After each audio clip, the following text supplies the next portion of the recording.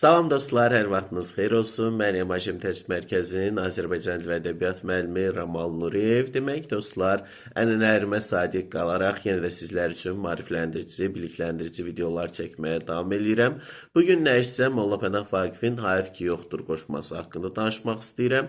Demək, indi düşünə bilərsiniz ki, bu qoşma bəsit məzmuna malikdir. Burada nələrə diqqət yetirə bilərik ki, lakin eşitdiklərinizdən sonra çox təəccüblənəcəksiniz. Belə ki, yoldaşlar, hayf ki yoxdur, bu qoşmada rədifdir və qoşmamız da rədfinə əsasən adlandırılıb.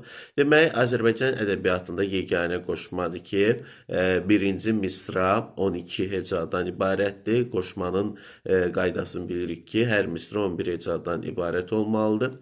Ona görə də birinci misranın misra daxili bölgüsü 7 plus 5, digər misralar 6 plus 5 və ya 4 plus 4 plus 3 şəklində sizlərə təqdim olunur.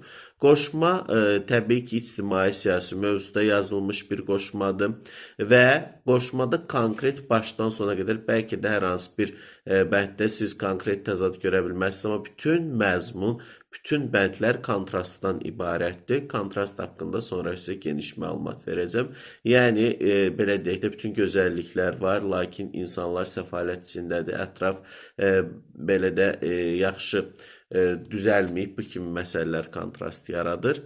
Demək dostlar, burada müxtəlif yer adları var, ərazi adları var. Həmən ərazi adlarını yadda saxlamaq lazımdır və qoşmanın tərkibində gözəllərin xarakteri xüsusiyyətləri sizlərə təqdim olunur. Xarakteri xüsusiyyətlər hansılardır? Onların söyləyən olması, oynağan olması, dürüst olması bu gözəllərin xarakteri xüsusiyyətidir.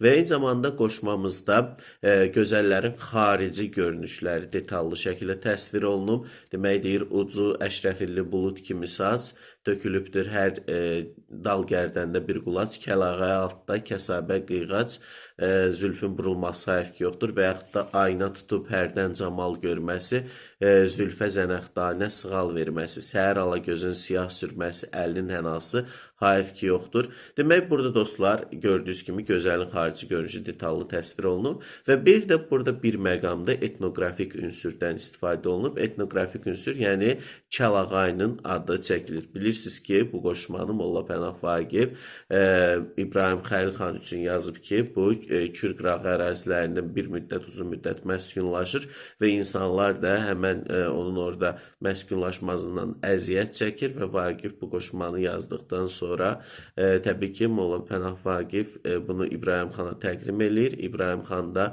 həmən ərazidən uzaqlaşır. Belə yoldaşlar, məlumatlarım bu qədər. Hər birinizi uğurlar arzulayıram.